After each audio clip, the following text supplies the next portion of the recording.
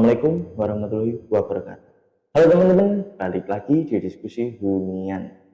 Kalian pernah ngerasa nggak sih rumah penuh barang, tapi space buat naruh kayaknya selalu kurang? Nah, hari ini kita akan bahas cara memanfaatkan setiap sudut rumah dengan ide-ide penyimpanan cerdas. Dan sudah hadir bareng saya Arel, seorang desainer dari desain hunian. Halo Mas Arel, apa kabarnya nih Mas? Baik Mas Rizal, Alhamdulillah. Kalau Mas Rizal kabarnya gimana? Alhamdulillah baik Mas. Alhamdulillah. Oke Mas, saya sudah nyiapin beberapa pertanyaan. Kalau ngomongin penyimpanan, masalah yang paling sering orang alami itu apa sih Mas? Biasanya ada dua hal. Ya, Terlalu banyak barang dan penyimpanannya itu terbatas. Akhirnya kita itu naruh barangnya itu sembarangan dan bikin rumah itu terasa lebih sumpek dan berantakan Mas. oke. Padahal kalau kita bisa memanfaatkan sudut-sudut dalam ruangan, Ya, bisa menjadi lebih rapi Mas. jadi sebenarnya solusinya itu bukan selalu harus rumah lebih besar ya Mas, tapi pinter ngatur ruang, bener gak Mas? Betul, jadi ya intinya harus pinter-pinter memanfaatkan sudut ruangan lah. Harus kreatif juga ya. Betul. Oke Mas, sudut apa aja sih Mas yang sering dilupakan tapi sebenarnya bisa jadi tempat penyimpanan barang Mas? Ada banyak sih, misal yang pertama di bawah tangga, bisa Oke. jadi lemari Ya. atau rak sepatu, atau juga bisa dijadikan gudang. Terus yang kedua, dinding kosong bisa dipasangi rak ambalan atau kabinet gantung. Lalu yang ketiga, di bawah tempat tidur, kayak box atau leci, ya untuk nyimpen barang-barang elektronik lah, charger, handphone, barang-barang kecil lah, jangan yang besar-besar. Lalu yang keempat, di sudut-sudut ruangan, bisa pakai pasangi rak sudut biar space-nya itu nggak mubazir lah. Kalau belakang pintu kira-kira bisa nggak Mas? Bisa, ya pakai gantungan yang serbaguna untuk jaket atau tas. Ya banyak lah barang-barang yang bermanfaat untuk lebih disembunyikan, kalau nggak di apa itu, taruh di setiap sudut. Wah, saya suka tuh ide bawah tangga. Biasanya cuma jadi tempat kosong dan berdebu. Ya betul sih, ya banyak juga sih yang kayak gitu. Jarang lah rumah-rumah Indonesia yang bawah tangganya itu dimanfaatkan untuk hal-hal yang berguna. Ya mentok-mentok jadi tempat gudang untuk nyimpan barang nggak berguna seperti itulah. Barang-barang kayak udah lama nggak pakai ditaruh situ. Kalau ide penyimpanan cerdas dan yang kreatif itu ada contoh menarik nggak Mas? Oke, contohnya yang pertama, Ya. meja dengan laci tersembunyi. Ya untuk nyimpan-nyimpan dokumen penting, Ya. berkas-berkas penting seperti itulah. Yang kedua, sofa kursi Ya. dengan storage di dalamnya, bisa untuk menyimpan selimut atau mainan anak-anak.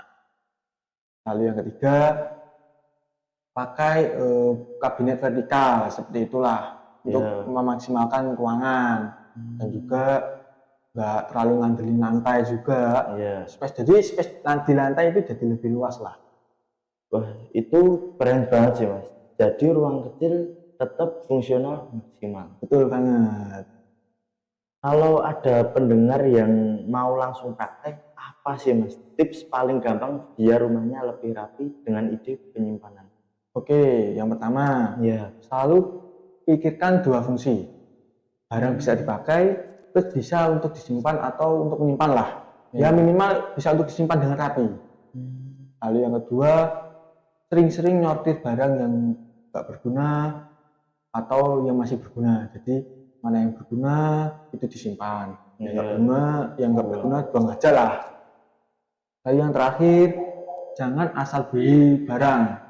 Misalnya ada barang bagus, ikut tren dibeli, ujung-ujungnya nggak berguna, ya itu janganlah. Iya sih. Jadi intinya itu bukan cuma beli stroke baru ya Mas, tapi juga mindset. Betul. Ya kalau mindsetnya nggak masuk ya sama aja Mas. Iya, nggak kreatif ya sama aja ya Mas.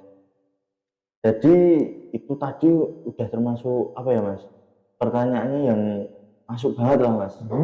Buat jadi nanti kalau mau dipraktekin. Ya bisa lah.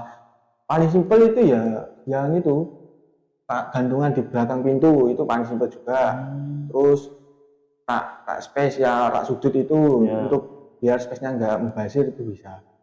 Terus bawah lemari jarang sih. Tapi kalau mau coba ya nggak apa-apa. Kan hitung-hitung untuk memaksimalkan penyimpanan juga. Iya. Biar rumahnya itu nggak terlalu berantakan. Oke, jadi kesimpulannya setiap sudut rumah itu bisa jadi peluang penyimpanan. Kalau kita kreatif, mulai dari bawah tangga, belakang pintu, sampai furnitur multifungsi. Itu semua bisa bantu bikin rumah jadi lebih lega dan rapi. Ya, rumah yang nyaman itu bukan soal tentang mewah aja ya. Iya. Tapi gimana memanfaatkan ruang itu sebaik mungkin. Ini saya kasih tahu ya Mas. Iya. Bahkan ada yang bikin tempat tidur lipat itu nempel ke dinding. Jadi habis tidur, dilipat ditempelin ke dinding. Nah, space-nya ini bisa dibuat untuk aktivitas lain. Ya, ke gym, juga olahraga yoga kan bisa kan? Bisa. Terus bisa ya stretching pemanasan dikit lah. Saya tadi itu kayak yang Mas Arab apa ya kayak kasih masukan itu.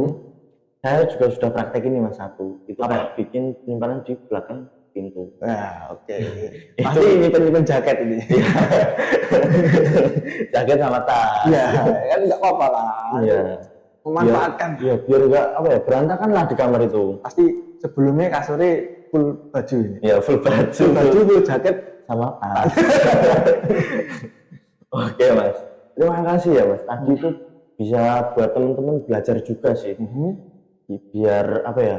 Kayak naruh barang itu biar tahu lah tempatnya itu. Ya, betul. Kuncinya di pemanfaatan ruang. Jadi semakin kita pintar dalam memanfaatkan ruangan, rumah kita akan lebih nyaman. Karena lebih luas, nggak ada barang-barang yang berantakan. Oke, makasih banget Mas Arel. Sama-sama Mas obrolannya hari ini. Oke. Buat teman-teman, coba deh lihat sudut rumah kalian masing-masing. Pasti ada sudut yang nggak bisa dipakai. Sekian dari saya. Wassalamualaikum warahmatullahi wabarakatuh. Sampai jumpa di episode berikutnya.